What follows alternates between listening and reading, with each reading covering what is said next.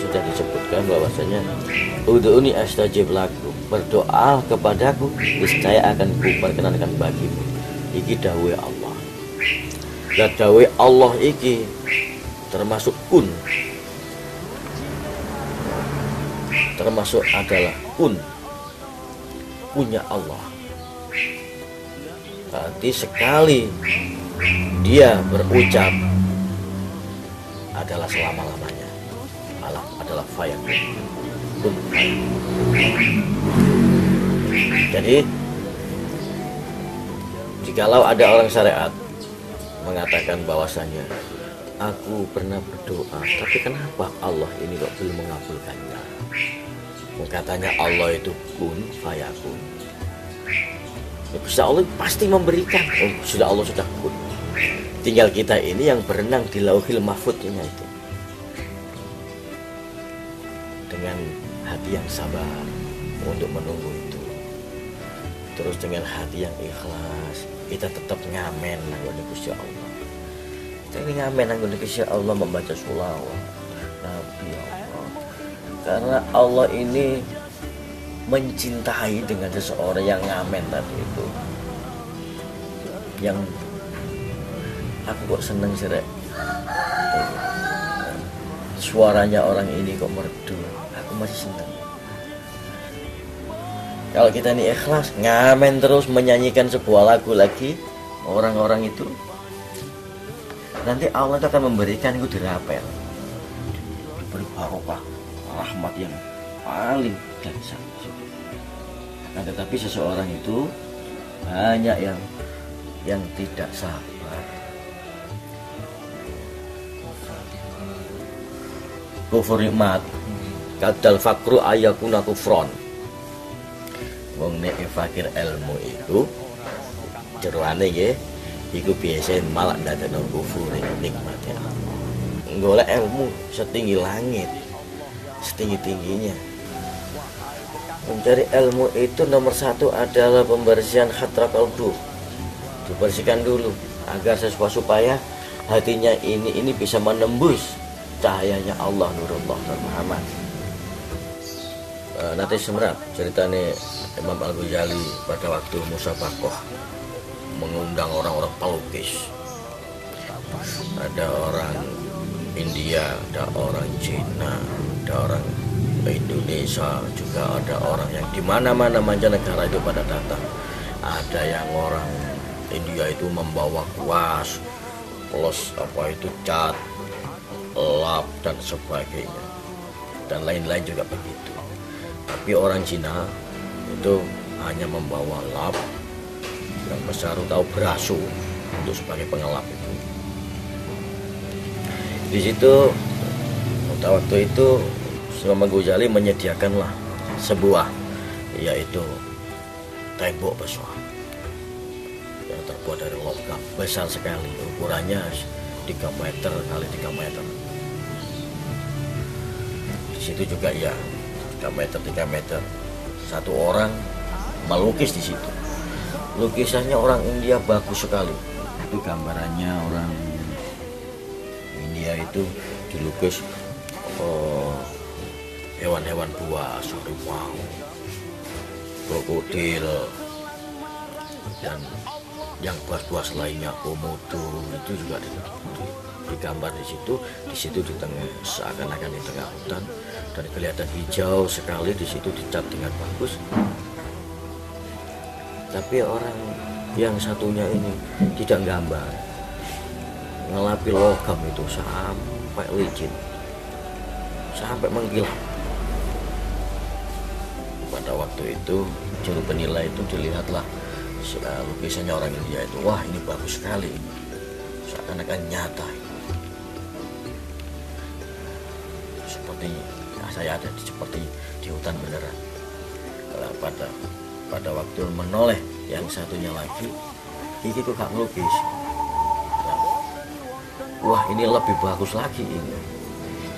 Yang tadi itu logam yang buram itu sampai licin, sampai seperti kaca. Bahkan lukisannya orang itu masuk ke situ semua. delok ngene kan kayak kocok. Jurine yang delok nang gone kono mlebu kabeh nang gone kono. Nah, iki sejarahnya carilah ilmu sampai di negeri Cina. Iku maksudnya teng ngene mriku, kok kula kali sampean golek ilmu nang gone negeri Cina tidak. Paham ya? Dipikir golek nggone kono gudange ilmu, mboten. Niki filsafahnya yaitu Imam Al-Ghazali. Makanya ayo lebih baik membersihkan kotoran hati, hatrah qalbu, daripada kita ini mencari hal-hal yang 3 dimensi itu. Di dimensi yang satu kepingin memasuki dimensi yang lain, dimensi satu lagi kepingin mencari virtual yang lain yaitu gaib. Itu kan nggak penting. Nanging seseorang yang sudah wirid dan warid akan diselipi Allah, yaitu yang berupa gaib. Ya gak usah direken. Nek wis petuk gaib, la mahbuba ilallah. Hanya kepadamu ya Allah kula menyembah. Duduk gaib iku sing tak sembah. Iku lah Gusti Allah maringi piyambak. Ngene la ilaha illallah Muhammad Rasulullah, la maujuda illallah, hanya panjenengan ingkang maujud ya Allah, bukan yang lain-lain dan bukan yang lain-lain. Seandainya kelihatan sesuatu yang lain di situ itu, ya kita la mahbuba illallah. Dalam batin kita mengucap la mahbuba illallah, tapi secara bibir lisan kita membaca la ilaha illallah Muhammad Rasul. Memang ini ujian dari Allah. Kata Allah, cek eling aku opo eling sing tak tuing gaib iku.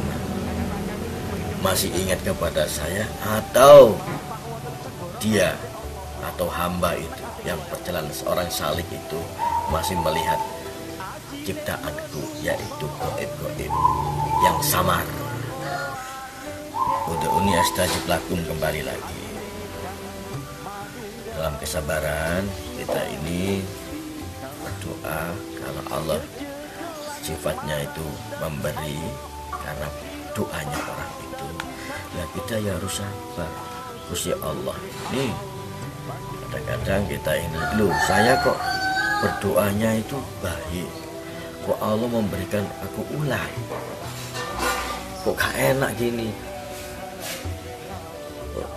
Dengan perkataan seperti begini dalam hati, kok begini ya Allah, ini sama dengan ini seutuhan dengan Allah, kita ini lepas dari rahmatnya Allah.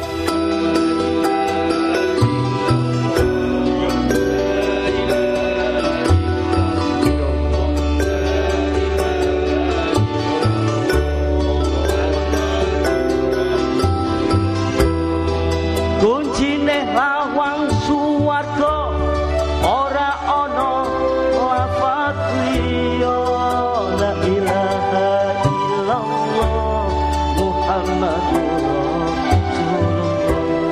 Gusti Allah kula nyekseni boten wonten pangeran malih, kejawi panjenengan. Rundel hatinya. Padahal Allah ini memberikan ulat ini, dan ulat ini akan dijadikan kepompong, dan kepompong ini akan dijadikan kupu-kupu yang indah, begitu indah kupu itu. Allah ini masih memproses doa kamu ini. Kita keburu suudzon saja. Doanya itu setelah Allahumma sholli ala sayyidina Muhammad wa ala ali sayyidina Muhammad, tidak langsung kita berdoa. Contohnya hamdan wa ni'matan wa yukafi majidah ya rabbana halakal hamdu kama yanbaghi li jalali sultanik wa sallallahu ala sayyidina Muhammadin wa ala alihi wa sahbihi. Baru Allahumma inna nas'aluka salamatan bid-din, contohnya ya kan. Tidak langsung. Gusti Allah harus dimesrai dulu, Gusti Allah harus diagungkan dulu. Ya Allah, Engkau adalah Maha Agung, Maha Pencipta. Saya ini tidak ada apa-apanya, saya bukan siapa-siapa dan tidak bisa apa-apa ya Allah. Hanya Engkau yang ada, saya sejatinya tidak ada ya Allah. Hanya Engkau yang mengadakan ya Allah. Andai Engkau tidak memaafkanku ya Allah, tidak mengampuni ya aku ya Allah, kepada siapa lagi aku bersandar ya Allah. Insya Allah itu kalau sudah dawuh pun itu pasti diberi, pasti diberi. Tinggal manusia ini di dalam hatinya ini, Lauhul Mahfuz itu ada di gugusan hati yang paling dalam ini. Kita renangi, kita sabari, mesti sing elek dikuwang, sing iku mang ada seudon-seudon yang kepada Allah iku mang kok masih belum dibuang. Ini sama dengan kita ini merenangi Lauhul Mahfuz itu. Karena ikhtiar itu, saya besok ya Allah pada mau ujian, mohon sama nuluskan ya Allah. Tidak boleh ya Allah, besok saya tidak makan ya Allah, tidak ada nasi, tidak ada makanan, tolong besok dikasih ya Allah. Bukan di situ, kita tetap berdoa kepada Allah secara iktimat,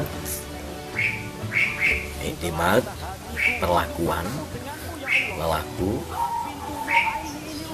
kewajiban kita untuk pergerakan atau usaha, itu iktimat. Perkara diberi dan tidak diberi itu menangnya Allah. Karena sama dengan mendikte Allah. Kok pikir aku ini tidak maha mireng, Kau pikir saya tidak maha sama? Saya adalah melihat apa yang terbetik dalam hatimu. Saya tahu apa sebelum yang engkau ucapkan. Insya Allah paham ya. Dadi manjing ingsun